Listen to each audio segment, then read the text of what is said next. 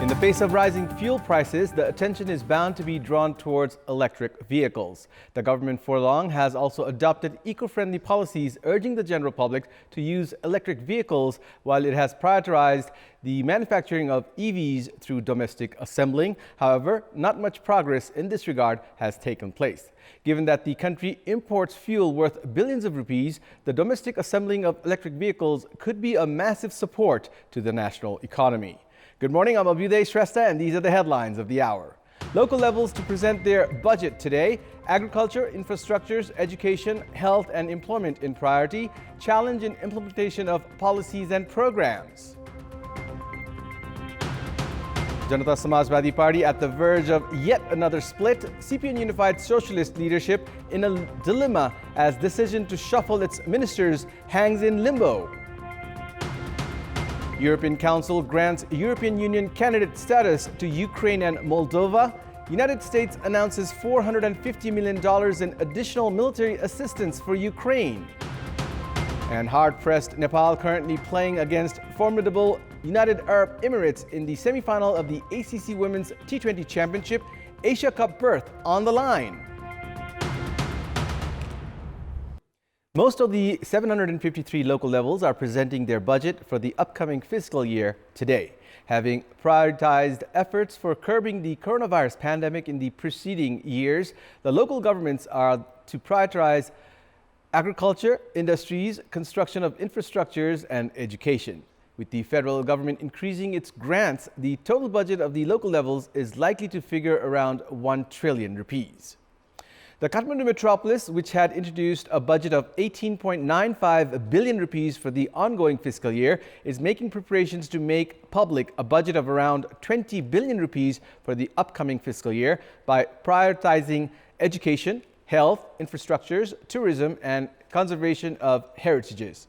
Pokhara, Lalitpur, Biratnagar, Birganj, and Bharatpur metropolises have their own priorities. However, projects related to tourism, agriculture, industries, infrastructures, employment, education, and health have been prioritized by most local levels. Based on the legal arrangements, all local levels are required to present their budget for the upcoming fiscal year by 24th of June.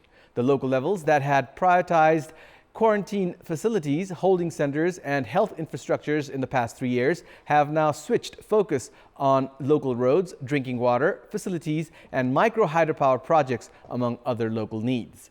More than 50 local levels had not introduced their budget on time last year. Several local levels have not made any arrangements to present their budget, citing inadequate preparations this time as well.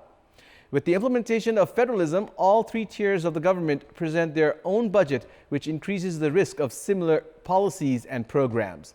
All levels of the government have been declaring programs such as one home, one tap, one sports ground for each local level, and a park for each local body. Meanwhile, the local government faces the challenge of mobilizing its budget and spending the budget allocated for development.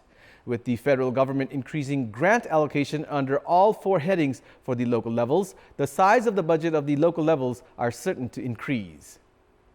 Member of the ruling coalition, Janata Samajwadi Party, is at the verge of a split.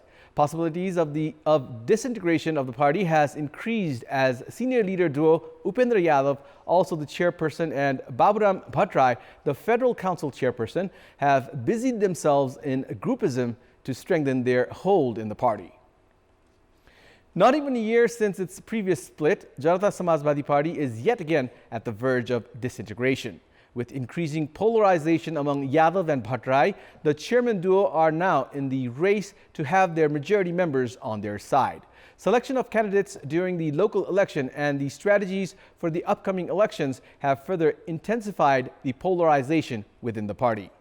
Bhattarai has alleged Yadav of selecting ministers and taking major decisions on his own without any consultations. Janata Samajwadi Party had been in a similar situation before, with Mahanta Thakur and Yadav sharing the role of party chair. Thakur had then quit and formed Loktantrik Samajwadi Party.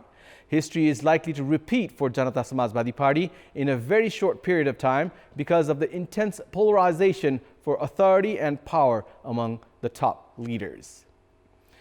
2 weeks have gone by since the CPN Unified Socialist, a member of the ruling coalition, decided to shuffle ministers for its party.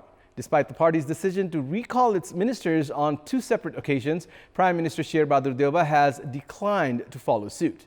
The current ministers from the Unified Socialist have now refrained from attending their respective ministries. With the oath of office and secrecy of the party's proposed ministers yet to be held, the party leadership is now in a state of dilemma. Secretariat meeting of the CPN Unified Socialist held on 5th of June had decided to shuffle its ministers. The decision was approved by its standing committee meeting as well. However, Prime Minister Deoba denied making any changes to the cabinet. After the decision of the party secretariat and the standing committee was not implemented by the Prime Minister, leadership of CPN Unified Socialist is not just in a state of dilemma, but questions have also begun surfacing about the capabilities of the leadership. There are 4 ministers and 1 state minister from CPN Unified Socialist. Ministers recalled by the party have stopped going to their respective ministries and reportedly spend their time at their quarters. In such a scenario, the leaders recommended as new ministers are also not in a comfortable position, as there is no certainty about their oath of office and secrecy. Top brass leaders of CPN Unified Socialist have already met Prime Minister Deoba to implement the latest appointments. However, with Premier Deoba yet to furnish a proper response, a sense of confusion lingers with the CPN Unified Socialist leadership. Senior leaders of major political parties live a lavish lifestyle as they live in grand mansions, commute in luxurious vehicles, and go for foreign tours at will. The public remain unaware about their sources of revenue as they do not have jobs or operate businesses. Meanwhile, these leaders who operate the parliament and the government do not even make public their property details. The leaders somehow have been escaping the legal provision which requires everyone using state benefits to release their property information. Nepali Congress President Shrestha Deoba's personal residence is a grand building in Buralin Kantha. CPN UML Chairperson KP Sharma Oli's residence is not less either, while CPN Maoist Center Chairperson Pushpa Kamal Dahal keeps changing luxurious buildings for his living. Most senior leaders like Deoba, Oli and Dahal, who are in politics with the promise of serving the poor, deprived and working class population, live a life of luxury, but their sources of revenue remain undercover for the public. In addition to the evident properties, there are no accounts of their other and hidden assets. Based on the act related to political parties, the central members and high-ranking officials of political parties are required to furnish their property details to the parliamentary party within 60 days of conclusion of the General Convention of their respective parties. The parliamentary party is then required to make public such property details. However, neither the leaders submit their property details nor the parties insist on the practice. Corruption has increased at an alarming rate as the political leaders who reach significant positions of the legislative and executive and shoulder the responsibility of formulating laws, policies, and regulations themselves are flouting the existing legal provisions. In our Public Voice segment, we had asked people in several provinces regarding their opinion on ways to accelerate public services. Let's take a look at what they had to say.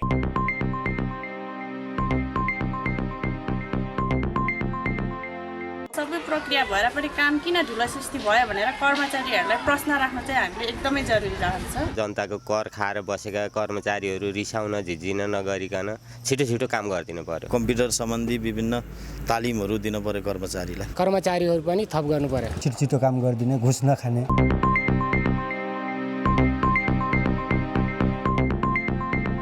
The 4-day Kantipur Hisan Edu Fair is to kick off at 11 a.m. in Bhrikuti Mandap Exhibition Hall in Kathmandu today. According to Higher Institution and Secondary Schools Association Nepal Hisan, the fair has been organized for students that have taken the SEE and are enrolled in grades 11 and 12. Organizers have said students, parents and stakeholders of educational institutions can benefit from the fair. There will be over 75 educational institutes attending the fair. According to coordinator Yuvraj Sharma, students and guardians will be provided with information about colleges and courses in Nepal. The fair is expected to provide over 1,000 full and partial scholarships. Over 200 over 2,000 attendees are expected to visit the 4-day event. Nepal had embraced the policy of assembling electric vehicles in the country and increasing the use of such environment-friendly vehicles to curb the consumption of petroleum products 3 years ago. The number of companies registering for assembling the EVs has also increased. However, with the working modality yet to be prepared and changing government policies regarding the EVs, not a single company is prepared to begin operation. The budget for the fiscal year 2020-21 had provisioned special facilities for companies manufacturing or assembling electric vehicles in Nepal. Assembling EVs in Nepal has since been included in every succeeding budget. However, working procedure for the investment modality, profit for foreign investors, and benefits for domestic companies are yet to be formulated. The government, which is yet to formulate a working procedure, has been reiterating establishment of industries for manufacturing and assembling of EVs as an alternative to vehicles running on fossil fuels. Petroleum products worth more than 281 billion rupees have been imported by mid-June in the ongoing fiscal year. Finding an alternative to petroleums can save at least 275 billion rupees in the national economy. The government, however, has not introduced any sound policy and program in this regard. Despite the commitment of businesses to operate manufacturing and assembling industries, absence of a clear and stable policy from the government has created challenges. Those registering companies for assembling EVs range from engineering students to large business houses. With 17 such companies registered in the past 25 years, 5 have been registered this year alone. These companies have stated their capital ranging from 10 million to 3 billion rupees. Operation of these industries will create employment opportunities for tens of thousands of Nepali nationals. More importantly, the reduction in the use of petroleum products will increase the foreign reserve of the country. Considering these contributions to the national economy, it is imperative for the government to formulate a sound and stable policy to create a conducive environment for investment in the sector of electric vehicles. It's time now for our segment Public Pulse, where you text us with your opinion. Here's the question: what should be done to maintain financial transparency in the political parties? Your options are A, honest leadership, B, strict laws, and C, lessons on discipline. The voting is on. Type NEWS, select your option A, B, or C, and send it to 34001 to share your opinion with us. And it's time now for the sports news.